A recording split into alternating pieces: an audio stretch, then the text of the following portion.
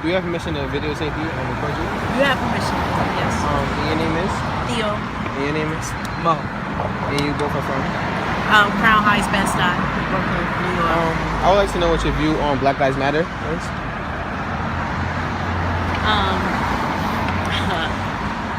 That's such a beautiful question, and it's so broad. Well, I want you to be able to finish your statement that you were making. Well, the one thing I remember was when I was a little girl, I sang a song in school in a pageant called Let There Be Peace on Earth. And the first two lines is, let there be peace on earth and let it begin with me. Black lives matter, but let it begin with us. That's what matters.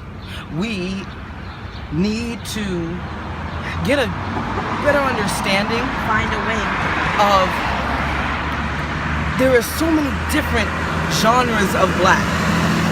So many different. There's Asian black and Indian black, and then there's Jamaican black, and there's Spanish Black American, and there's Spanish American, and they go in so many rainbow colors within it of itself, one race. That's what causes a lot of confusion. However, what I see is, if we could just joyfully understand each other, whether it's being an officer or just being a civilian, knowing that you're here to protect me and I'm here to allow you to protect me, and I take my tax dollars to allow you to work in the first place. That's right. If there's a mutual respect between the two, Black Lives Matter would be all lives. It would be every life. Who are you Chinese, speaking to Spanish, at this and moment? whoever. Who are you talking to? Everyone. Everyone? Because peace begins with me. I have my own issues with arguing and friendships and love and anger and aggression and so on. And then I have to go back to myself and say, well, I can't be mad at somebody acting the fool over there if my energy is not the same balance. One step at a time, as a people, individually, every day, every second, and be mindful of ourselves. Black Lives Matter will matter more. It'll actually progress. It won't just be a movement that's this beautiful concept. And this is something that I talk about a lot, and Mo was talking about the international aspect of blackness, right? And all I know is America. It's my home. And I love it so much, but just like the home I grew up in, it's hard to be in sometimes too. Sometimes the hardest thing to contend with is that leaving home is the best feeling you're gonna get. That as soon as I get home, that should be the best feeling I have every day, right? It should be it is the most important. No, I don't think anybody argues with that. But whether or not we all receive the comfort, support, protection, cooperation, and love that you deserve, home is everything. America is my home. America is everything. America is home to the whole world. We have to look at, so many times we skip that part. And what we represent. Because it's the most simple, which means it's the most complicated. And it's the most painful. What we represent. What do you take outside with you? What conversations do you have at the dinner table, right? What do you talk about at breakfast, over coffee? What's real at your house, right? Because this is how we met you. I played basketball in Ecuador for 2 years. I hurt my knee. Being very honest, being very clear. There are Black Americans, there are Ecuadorian that are darker than you, and they're black, and they have dreadlocks, and they are, Black Lives Matter everywhere. That's right. The moment we start to use America as a benchmark, as the idealism of the world, the universal idealism of what we are, the freeness, the freedom, the respect, the love, the openness, the caring, and so The on. culture. The culture, the repertoire of just being you. Yeah. You have to remember that every other country on the planet uses America as a representation. Yeah.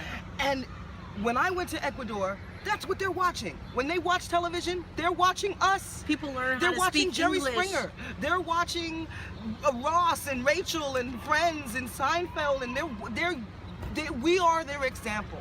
We are their people. They learn by watching us live. And whether it's black, white, Asian, or otherwise, we are who every other country becomes to be as role models as. They're gonna ask us eventually. And Yeah. this is who we must be.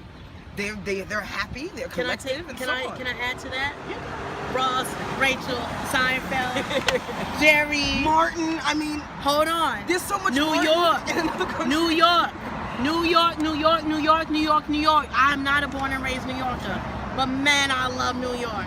And New York, if you have a microcosm of what America is, the reality, the good, Just bad, the and the sight ugly. feel.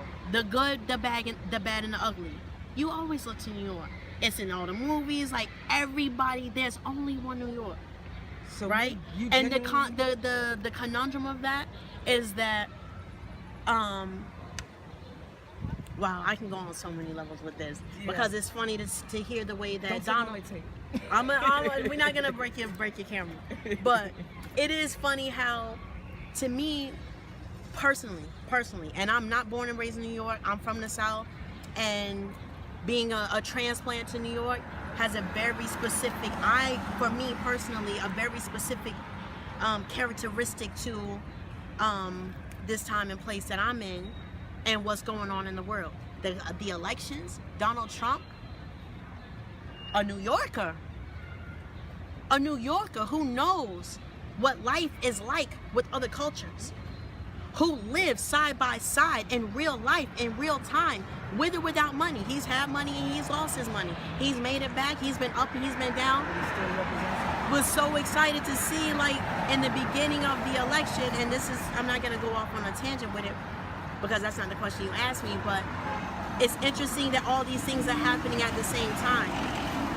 And the way he responds to certain things, the policies that he, at least even vaguely, because it doesn't seem like he's even committed to his own words. But these knee-jerk reactions that he has to other people, I find it especially disappointing that this man, as who he is, as I know him, entertainer, businessman, father, husband, for better or worse, I don't know the man. But when this election happened, I was like, Donald Trump is running? That doesn't make any sense. Wait, actually it does. America is a commerce. Maybe we need somebody who knows how to just run a business, right? Now all these other things are happening in this time, and what is he saying about it? And I just want to point out, without getting onto a whole Donald Trump, that's a different episode, right? Especially with the two of us. But Mo was talking about the benefit of exposure. And what good is it if you have exposure to all the cultures of the world? Because only New Yorkers can say that on the level that a New Yorker can. You have to make sure that that's a plus. You go to the bodega, right? These Muslim brothers and sisters make my breakfast.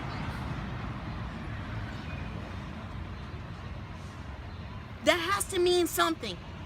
That has to play a part. That has to mean something. We know how to live together. We know how to live together. I don't make my egg sandwich that way, but I buy it from you because you matter. And you care enough about me to understand my culture, to belong in this neighborhood. And do a service. That I wasn't born here either. We're both outsiders. So maybe that's a different aspect that I have than maybe she has or you have, because I didn't come from here either. When you come to New York, you have to respect the place that it is in the world. This is the most unique and special and coveted place on the planet. And even within that, what is Brooklyn? It's its own planet. So the experiences that we have with each other have to be made to count. And if they don't count to the in the larger populace and the general election as we move forward, they're gonna matter to us right here. And I think that's what Mo was getting into, you know, like the things that we do and what I was saying before about home. It's just home. When you ask a New Yorker, like, I know what it's like to be the geek looking up and like, oh wow, I'm in Brooklyn, like what? But y'all was like, And on a serious note, you know what I mean? But no, for real, there's something to be said for what you do at home, right?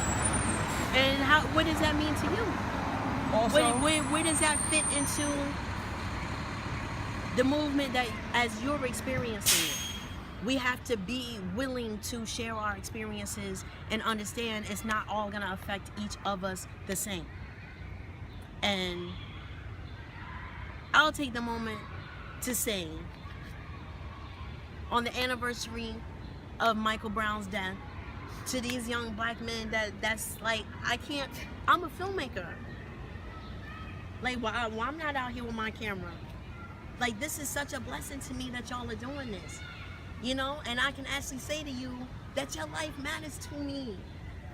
When I'm in the park, for whatever reason, doing what we're doing, and you're over there, we are loving you.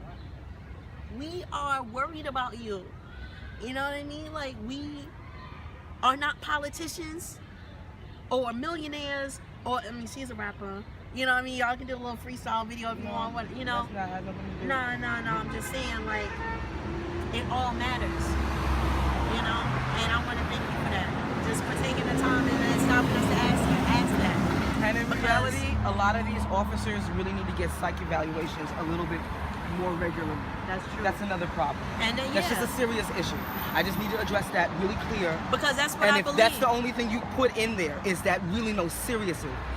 Every officer only gets a psych evaluation maybe every either 3 months or 6 months. Why doesn't it happen within the on day year. one? No, it does happen on day one. However, what happens is they don't, once it happens a certain track, it doesn't happen on a regular basis based on your cloud, your friendship, and so on. Yeah. It should happen at least That's called once a corruption. month or something. That's called corruption. To keep That's called regularity with corruption. respect. That's called corruption. No matter how soft-hearted it might be, like, oh, we all on a softball team together or whatever, like it may be No, it doesn't very have to be corruption. It just has to be neglect.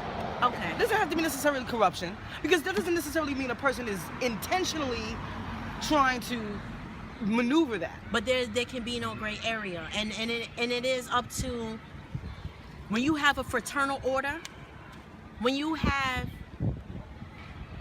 there are heroes. This is what I need. I want to say this to the cops, and especially being somebody who didn't grow up with NYPD. I used to see it on TV and da da da da da. It is so much more real than anybody outside of New York can understand. How much New York, how much kids, how true that loyalty is. You are our heroes. You cannot kill our kids. You cannot do that. Like, what is that? I don't understand. Like, you would not see Superman or Batman team up and just spray the park. Like, that does not make no sense. You have to be the answer.